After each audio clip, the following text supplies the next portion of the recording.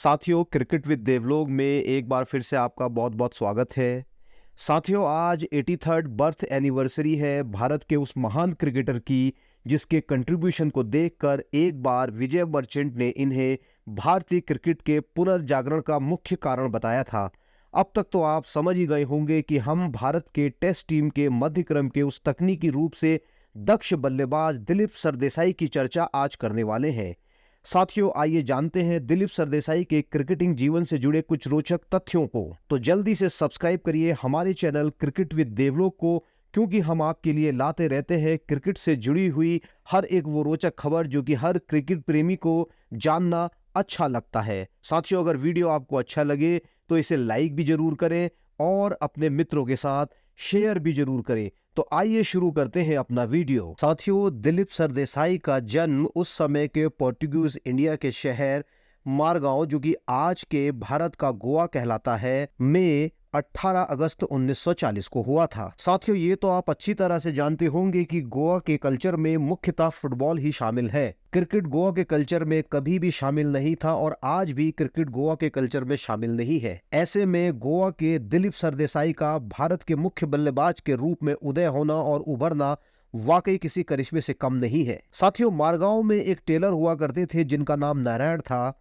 दिलीप ने उनकी दुकान पर 1950s के क्रिकेटर्स के फोटो देखे जो कि नारायण अखबार की कटिंग से निकालकर अपने पास रखा करते थे। यहीं से दिलीप का रुझान क्रिकेट की तरफ हुआ और भारत को मिला गोवा से पहला क्रिकेटर। और साथियों, दिलीप सरदेसाई एकमात्र प्रसिद्ध क्रिकेटर है जो गोवा से आते हैं। हालांकि 1996 में गोवा ने भारत को दूसरा क्रिकेटर भी दिया पारस महामरे के रूप में, लेकिन पारस महामरे क्रिकेट में अपनी कोई छाप नहीं छोड़ पाया। साथियों, 1950 के दशक में गोवा में क्रिकेट खेलने के लिए और क्रिकेट सीखने के लिए कोई सुविधाएं नहीं थी और दिलीप सरदेसाई क्रिकेट में रुझान होने की वजह से बड़ी मुश्किलों से अपना क्रिकेट सीख रहे थे। 1955 में रिजर्व बैंक ऑफ इंडिया की एक टीम गोवा में क्रिकेट प्रतियोगिता खेलने के लिए आई और दिलीप ने इस टूर्नामेंट में शतक मारकर रिजर्व बैंक के टीम के सदस्यों को अपनी ओर आकर्षित किया। और तब रिजर्व बैंक की टीम के एक मेंबर ने दिलीप को सलाह दी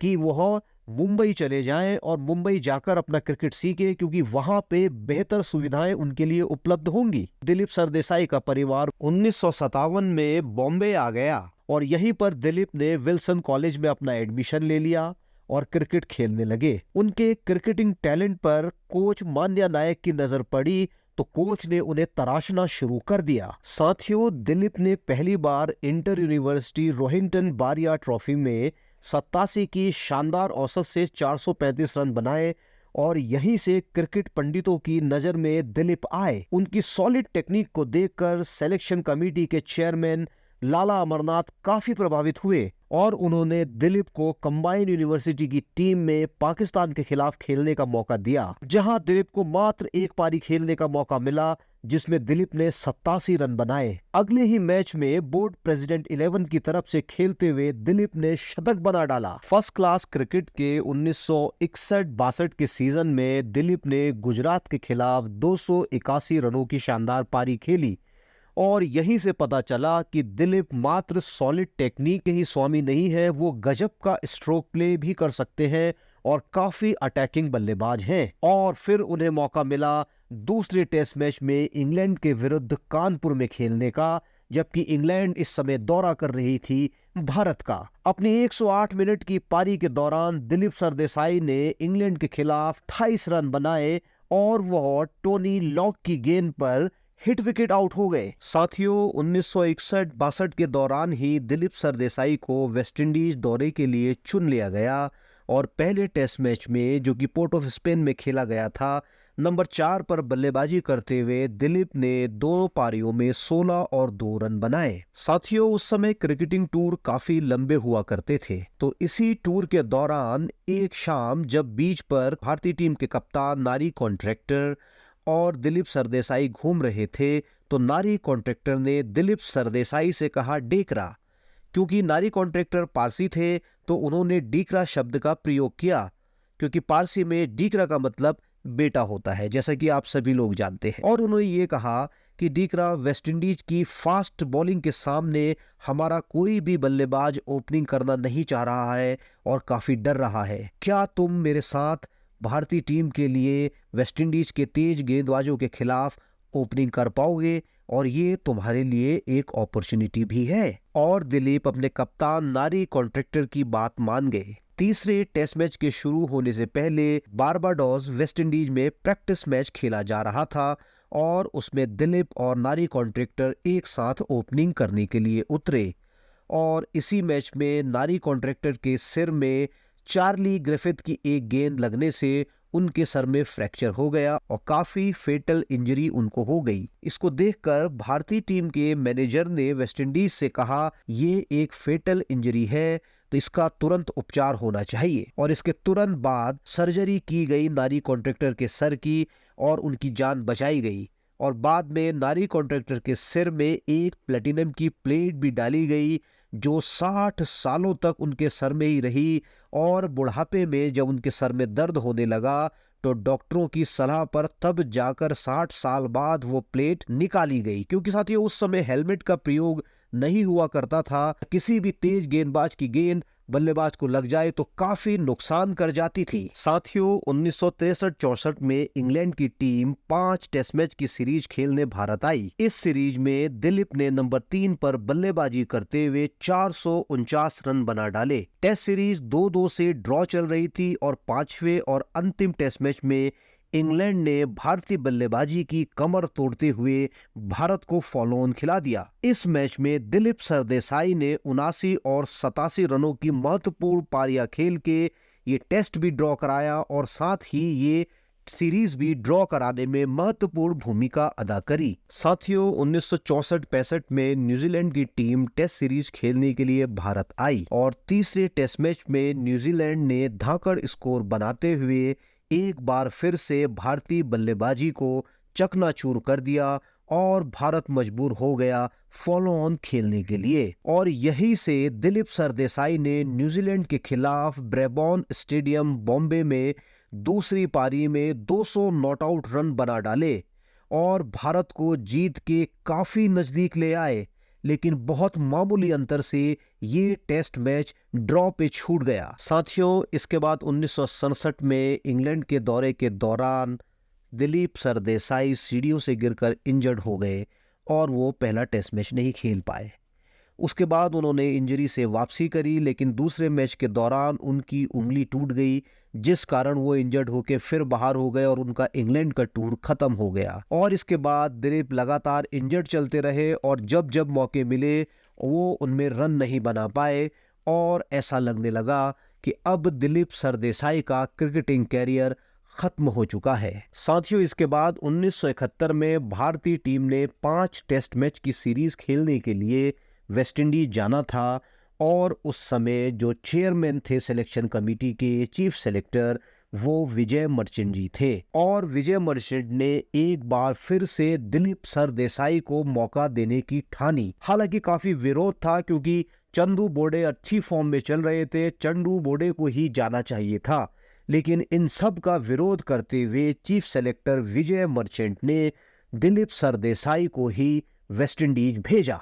इसी वेस्टइंडीज दौरे के दौरान किंगस्टन टेस्ट मैच में भारत ने अपने 5 विकेट मात्र 75 रनों पर गंवा दिए। किसी को कोई चमत्कार की उम्मीद नहीं थी और यहां से वो हुआ जिसके चलते दिलीप सरदेसाई भारतीय क्रिकेट इतिहास में अमर हो गए। उन्होंने वेस्टइंडीज की आग उगलती तेज गेंदबाजी के आगे गजब का स्ट्रोक प्ले दिखाया और दिलीप बन गए पहले भारतीय क्रिकेटर जिसने विदेशी धरती पर दोहरा शतक लगाया।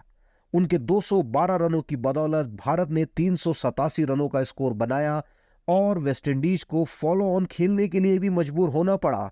लेकिन ये मैच ड्रॉ रहा साथियों। पोर्ट ऑफ स्पेन में दूसरे मैच में सुनील गावस्कर ने भी अपना डेब्यू टेस्ट मैचेस में किया और दोनों पारियों में 65 और 67 नॉट आउट का स्कोर बनाया। लेकिन वो दिलीप सरदेसाई ही थे जिन्होंने इस मैच में भी 112 रन पहली पारी में बनाए और अब तक स्पिन गेंदबाजी को खेलने में महारत रखने वाले सरदेसाई की सॉलिड टेक्निक ने वेस्टइंडीज की पेस बैटरी को भी डिस्चार्ज कर दिया और भारत ने पहली बार वेस्टइंडीज को हरा डाला। चौथा टेस्ट मैच जो कि ब्रिजटाउन में खेला जा रहा था और वेस्टइंडीज ने अपनी पहली पारी में 5 विकेट पर 501 रन का विशाल स्कोर बनाया और भारत ने महज 70 रन पर अपने 6 विकेट गंवा दिए।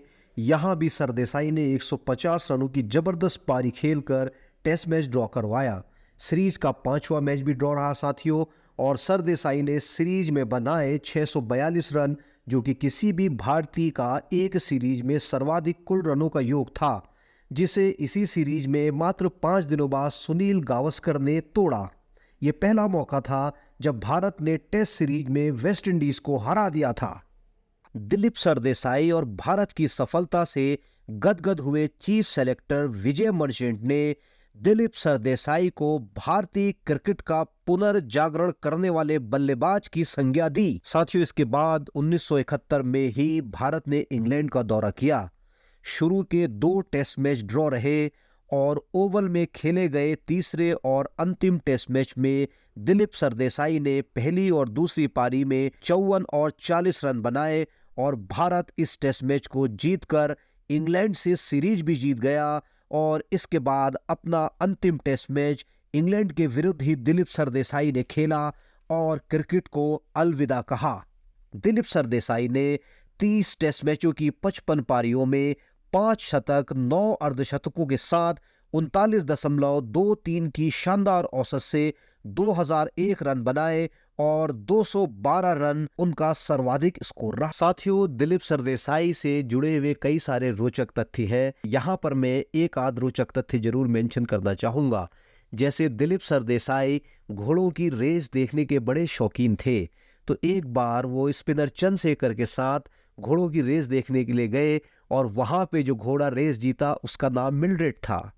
तो इन दोनों ने यहाँ पे मिल्ड्रेड को एक कोडवर्ड की तरह इस्तेमाल किया और जब भी गुगली गेंद फेंकनी होती थी चंद्रशेखर को, तो इसके लिए दिलीप सरदेसाई उनसे मिल्ड्रेड कहते थे, तो वो समझ जाते थे कि अब गुगली फेंकनी है। जॉन एंड्रिच का विकेट ऐसे ही लिया गया। दिलीप सरदेसाई ने चंद्रशेखर से मिल्ड्रेड कहा और उन्होंने गुगली फेंकी और इस पे जॉन एंड्रिच आउट हो गए।